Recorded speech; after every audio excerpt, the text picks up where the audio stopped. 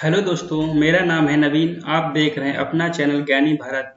आज हम हमको एक ऐसा न्यूज देने जा रहे हैं जो कुछ सुनने में अच्छा नहीं लगेगा, लेकिन जानना बहुत ज़रूरी है कि अगर लोन लेने वाले व्यक्ति की मृत्यु हो जाए तो बैंक उसके लोन का निपटारा कैसे करती है, कौन लोन भरेगा, किस तरह से बैंक वसूली करेगी। इस वीडियो में हम पूरा बताएंगे।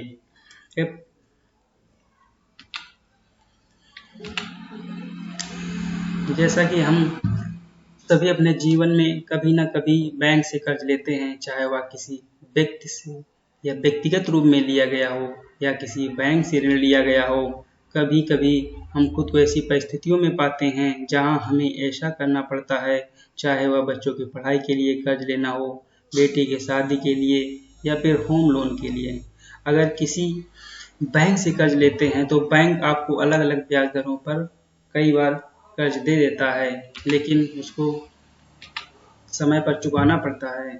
बैंक हमें विभिन्न प्रकार के ऋण प्रदान करते हैं, जैसे उदाहरण के लिए personal loan, home loan, car loan, business loan, education loan आदि लोन लेने के बाद हमें टर्म के अंत तक लोन चुकाना होता है। लेकिन कई बार ऐसा भी होता है कि जब कर्ज लेने वाले की किसी वजह से मृत्यु हो जाती है, तो क्या आपने कभी सोचा है कि उस कर्ज का क्या होगा?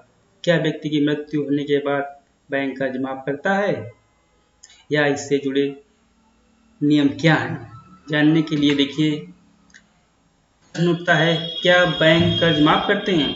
बहुत से लोग सोचते हैं कि कर्जदार की असामयिक मृत्यु होने पर बैंक उनका कर्ज माफ कर देते हैं, लेकिन क्या यह संभव है? बिल्कुल नहीं। चाहे किसी भी की मृत्यु हो जाए, बैंक उनका पैसा वसूल करेगा। अगर किसी व्यक्ति की मृत्यु कर्ज से हुई है, तब उसकी जागीर का वारिस उस कर्ज को चुकाएगा।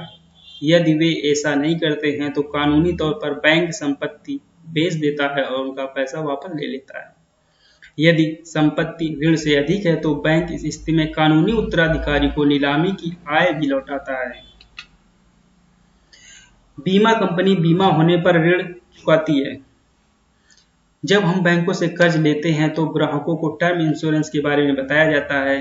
यह टर्म इंश्योरेंस लोन को सुरक्षित करने के लिए किया जाता है। अगर आप भी कर्ज लेते समय बीमा निकालते हैं तो इस स्थिति में उधारकर्ता की मृत्यु के बाद बीमाकर्ता बैंक को ऋण वापस कर देता है। दूसरी ओर यदि कोई बीमा नहीं है तो बैंक कानूनी वारिस को दो विकल्प देता है कि वे चाहे तो वन टाइम सेटलमेंट कर दें या फिर अपने नाम पे लोन ट्रांसफर कर सकते हैं, जिसे वे बाद में चुका सकते हैं। अगर कार लोन ले तो क्या होगा?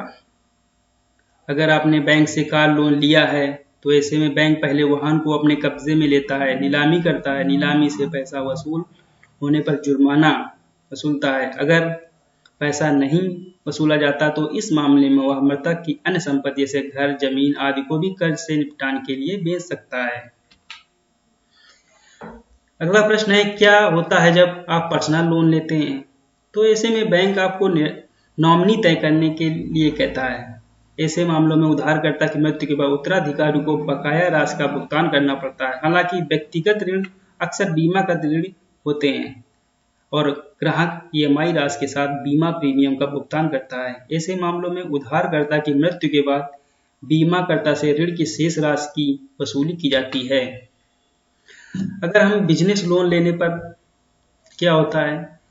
व्यक्तिगत ऋणों की तरह व्यवसाय ऋण पूर्व बीमित होते हैं ताकि व्यवसाय के पतन या उधारकर्ता की मृत्यु की स्थिति में बीमाकर्ता से ऋण की वसूली की जाती है। यदि यह मान लिया जाए कि आपने बीमा नहीं लिया और बैंक ने आपका लेन देन देखते ही व्यवसाय ऋण दे प्रदान कर दिया, तो इस मामले में संपत्ति पहले से ही आपके ऋण राशि के बराबर गिरवी रखी गई है ताकि बाद में कर्ज की वसूली के लिए इसे बेचा जा सके।